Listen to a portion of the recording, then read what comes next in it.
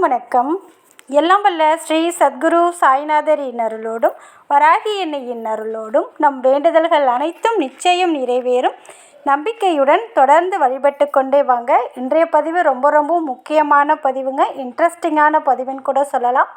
நாளைக்கு பார்த்திங்கன்னா 5/12/2024 வியாழக்கிழமை. இந்த நாளில் மிகவும் முக்கியமான இந்த ஒரு நேரத்தை எக்காரணத்தை கொண்டும் தவற விட்டுடாதீங்க. இந்த ஒரு 24 நிமிடத்தில் நீங்கள் என்ன கேட்டாலும் கிடைக்கும். நீங்கள் எது நினைத்தாலும் அது உங்களுக்கு அப்படியே நடக்கக்கூடிய அற்புதமான நேரங்க. அதாவது நாளைக்கு பர்டிகுலராக இந்த நேரத்தில் இந்த ஒரு வார்த்தையை மட்டும் நீங்கள் சொல்லி பாருங்கள். கண்டிப்பாக உங்கள் வீட்டில் அள்ளி வைக்க முடியாத அளவுக்கு கூட பணம் செல்வம் அனைத்தும் உங்களை சேரும். அந்த அளவுக்கு அற்புதமான நாளுன்னு கூட நாளைக்கு சொல்லலாம். நாளைக்கு பார்த்திங்கன்னா வியாழக்கிழமை இருக்குது. வியாழக்கிழமையோடு சேர்ந்து பஞ்சமியும் இருக்குது.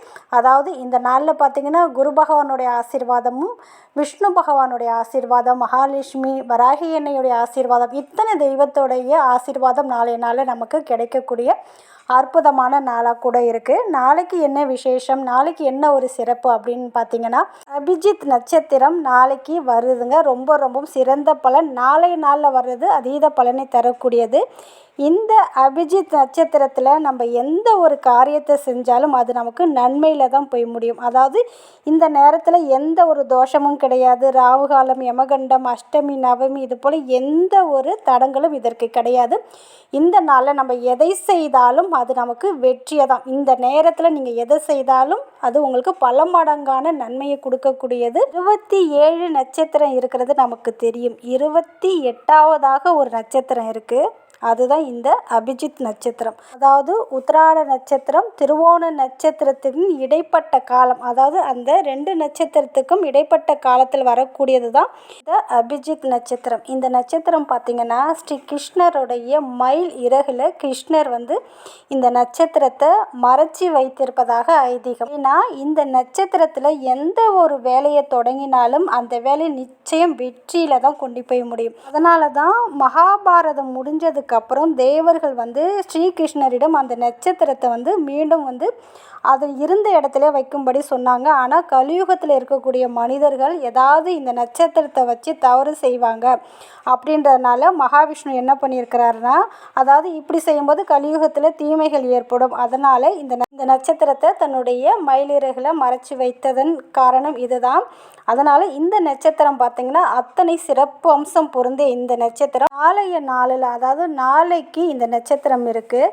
எல்லா பரிகாரமும் செய்து பலன் தரலை, எதுவுமே எனக்கு நடக்கலை, நான் என்னென்னவோ செஞ்சு பார்த்துட்டேன், எனக்கு ஒன்றுமே நடக்கலை அப்படின்றவங்க இந்த நேரத்தை கண்டிப்பாக தவற விட்டுடாதீங்க. இந்த நட்சத்திரம் பார்த்திங்கன்னா நாளைக்கு மாலை நேரத்தில் 5:14க்கு ஆரம்பித்து 5:38 முடிவடைகிறது. மொத்தம் பார்த்திங்கன்னா இந்த நட்சத்திரம் நாளைக்கு 24 நிமிடம் இருக்குது. இந்த நேரத்தில் நீங்கள் எந்த ஒரு வழிபாடு செஞ்சாலும் பரிகாரம் செஞ்சாலும் மந்திரம் சொன்னாலும் அது உங்களுக்கு இரட்டிப்பு பலனை தரக்கூடியது. அதனால் இந்த நேரத்தை எக்காரணத்தை கொண்டும் தவற விட்டுடாதீங்க. நாளைக்கு பார்த்திங்கன்னா பஞ்சமியும் இருக்குது. இது கூடுதல் சிறந்த பலனை கொடுக்கக்கூடியது. நாளைக்கு நான் சொன்ன இந்த பர்டிகுலர் டயத்தில், அதாவது 5:14 5:38 உங்கள் பூஜை ரூமில், நீங்கள் பூஜை ரூமுக்கு போக முடிஞ்சாலும் சரி, இல்லை வெளியில் உங்கள் வீட்டில் ஹாலில் பூஜை ரூமில் எந்த இடத்தில் வேண்டுமென்றாலும் 2 அகல் விளக்கு எடுத்துக்கோங்க. அதை சுத்தமாக வாஷ் பண்ணிவிட்டு அதுக்கு மஞ்சள் குங்குமம் பொட்டு வச்சு அதில் நெய் இல்லைன்னா நல்லெண்ணெய் ஊற்றுங்க. நெய் ஊற்றி ஏற்றினீங்கன்னா ரொம்ப நல்லது. நெய் இல்லாத பட்சத்தில் நல்லெண்ணெய் ஊற்றி தீபம் ஏற்றி வச்சுக்கோங்க. உங்களுக்கு முன்னாடி இது இந்த பர்டிகுலர் டயத்தில் ஏற்றி வச்சுக்கோங்க. இப்படி ஏற்றி வச்சுட்டு உங்களுடைய நிறைவேறாத எந்த ஒரு விருப்பம், அதாவது உங்களுடைய வேண்டுதல் இது வரைக்குமே நடக்கலை கிடைக்கல அப்படின்ற ஒரு வேண்டுதலை மனசில் வச்சுக்கோங்க. இந்த வேண்டுதலை நடத்தி தருமாறு இந்த 2 தெய்வத்திடமும் நீங்கள் கண்டிப்பாக கேளுங்க. அதாவது உத்திராடத்திற்கு கணபதி, திருவோணத்திற்கு திருமால், 2 பேரையும் வணங்கி இந்த ஒரு வேலையில் நீங்கள் எந்த ஒரு முயற்சி செய்தாலும் அது பல மடங்கான வெற்றியை கொடுக்கும். விநாயகரையும் திருமாலையும் மனதார பிரார்த்தனை பண்ணிக்கோங்க. நாளைய தினத்தில் பஞ்சமியும் இருக்குது. நாளைக்கு 12:25 காலையில் பஞ்சமி தொடங்குது. வியாழக்கிழமையும் இருக்குது. இத்தனை சிறப்பம்சம் பொருந்திய இந்த நாளில் இந்த அபிஜித் நட்சத்திரம் வந்திருக்கிறது கூடுதல் சிறந்த பலனை கொடுக்கும். இந்த 2 தீபத்தை ஏற்றி வச்சுட்டு உங்களுக்கு என்ன வேண்டுமோ அதை மனசில் நினச்சிட்டு திருமாலுடைய அற்புதமான ஒரு ஸ்லோகம், அதாவது ஓம் நமோ பகவதே வாசுதேவாய, ஓம் நமோ பகவதே வாசுதேவாய, ஓம் நமோ பகவதே வாசுதேவாய. இந்த மந்திரம் எதற்காக அப்படின்னு பார்த்தீங்கன்னா, உங்களுடைய வேண்டுதலை நிறைவேற்றி தருமாறு நீங்கள் பிரார்த்தனை பண்ணணும். அதாவது இந்த நேரத்தில் திருமாலிடம் உங்களுடைய இந்த வேண்டுதலை வைக்கும்போது நிச்சயமாக அது நிறைவேறும். சப்போஸ் உங்கள் வாழ்க்கைக்கு நல்ல ஒரு செல்வம் வளம் வரணும், பணவரவு பெருகணும், பிஸ்னஸில் நல்ல இம்ப்ரூவ்மெண்ட் வேண்டும், செய்கிற அனைத்துமே நல்லபடியாக விருத்தியாம்சமாகணும், தொட்டதெல்லாம் வெற்றியை கொடுக்கணும். அதாவது பணம், செல்வம், பேர், புகழ், அந்தஸ்து, அதாவது நல்ல ஒரு லக்ஸரி லைஃப் வேணும், நல்ல ஒரு காசு பணத்தோடு வாழணும் அப்படின்னு நினச்சிங்கன்னா இந்த நேரத்தில் இந்த ஒரு மந்திரத்தை 21 முறை மட்டும் நீங்கள் சொல்லுங்கள். இந்த தீபத்தை ஏற்றி வச்சுட்டு சொல்லுங்கள். சப்போஸ் உங்களுக்கு இந்த தீபம் ஏற்றி வைக்க நேரம் இல்லை அப்படின்னாலும், வெளியில் ஏதாவது ஒரு இடத்துல இருக்கீங்க, வீட்டுக்கு வர முடியல, ஆஃபீஸில் இருக்கீங்க அப்படின்னாலுமே இந்த நேரத்தில் இந்த ஒரு மந்திரத்தை, அதாவது உங்களுடைய வேண்டுதல் நிறைவேறணும்னா ஓம் நமோ பகவதே வாசுதேவாய சொல்லுங்கள். சப்போஸ் வாழ்க்கைக்கு தேவையான பணவரவு வரணும், செல்வ வளம் பெருகணும், 24 மணி நேரமும் பணம் உங்களை தேடி வரணும்னா திருமாலுடைய அதிசக்தி வாய்ந்த பணத்தையும் செல்வத்தையும் அள்ளி கொடுக்கக்கூடிய இந்த ஒரு மந்திரத்தை 21 முறை சொல்லுங்கள். அது என்ன மந்திரம் அப்படின்னு பார்த்தீங்கன்னா, ஓம் நிரஞ்சனாய வித்மகே நிரபசாயி தீமகி தன்னோ ஸ்ரீனிவாசா பிரஜோதயாத். ஓம் நிரஞ்சனாய வித்மகே நிரபசாயி தீமகி தன்னோ ஸ்ரீனிவாசா பிரஜோதயாத்.